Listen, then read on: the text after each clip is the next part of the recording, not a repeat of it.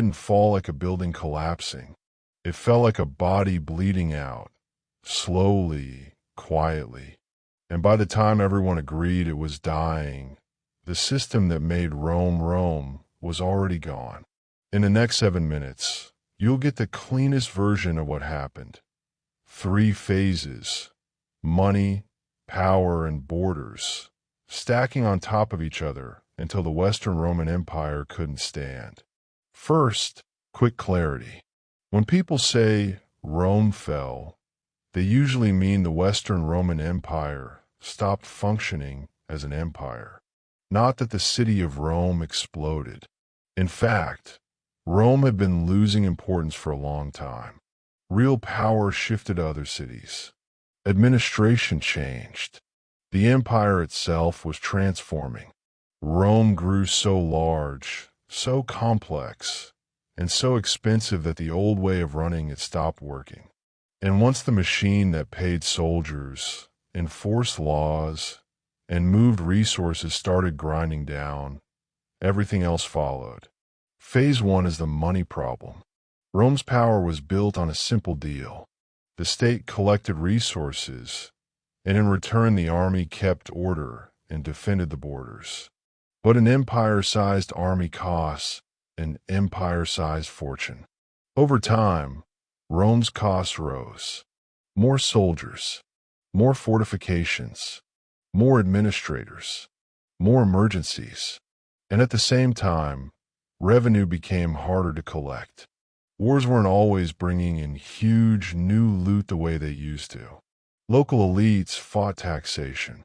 Corruption and favoritism made collection uneven. Trade disruptions hit the flow of goods.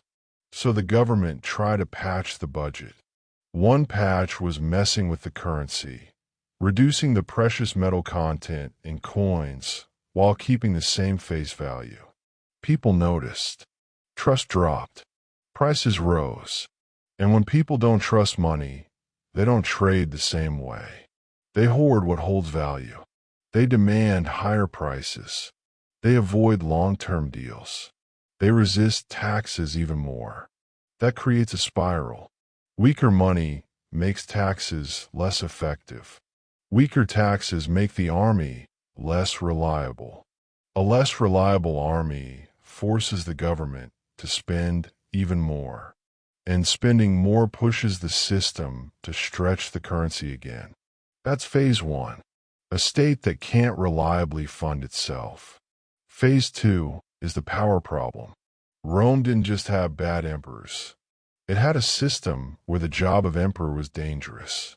If you were emperor, you needed the army's loyalty. But armies were often loyal to their generals first. That meant ambitious generals had a clear path to power. Get your troops behind you, march, and take the throne. So Rome suffered repeated cycles of civil conflict, coups, and short reigns. Even if one emperor was competent, the system rewarded rivals who thought they could do better. Leadership changed constantly, and every change created uncertainty about laws, taxes, and priorities. And because the empire was so massive, authority was often divided to manage it. That helped on paper, but it also made it easier for regions to drift apart. The West and East increasingly faced different threats, different economic realities, and different political interests.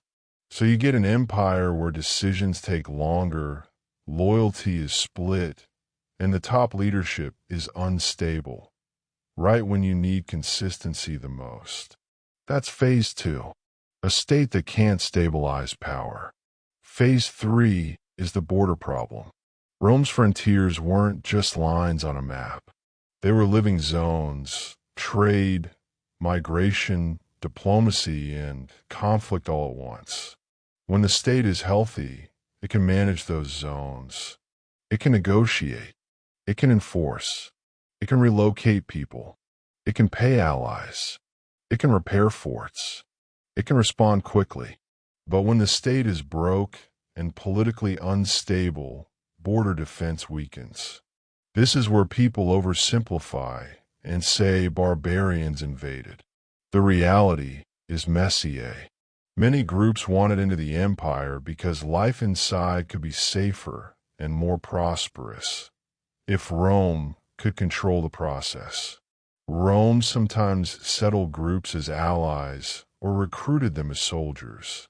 That could work, but it required strong administration and reliable payment.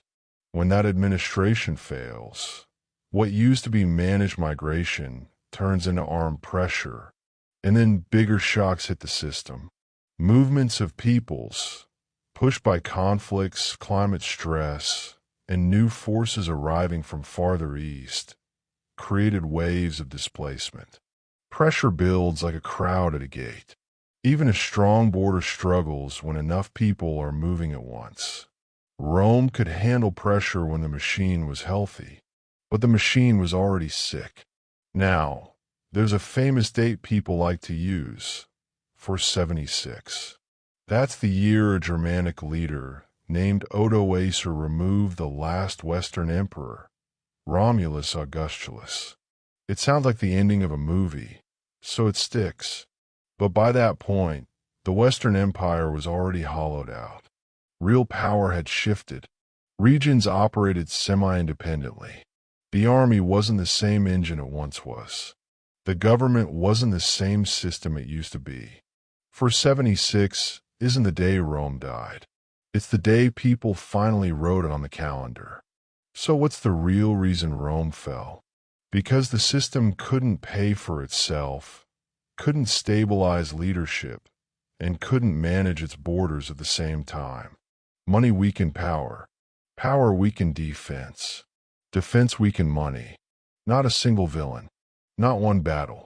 Not one invasion. A collapse of capacity. Next video. The empire that conquered faster than Rome ever did.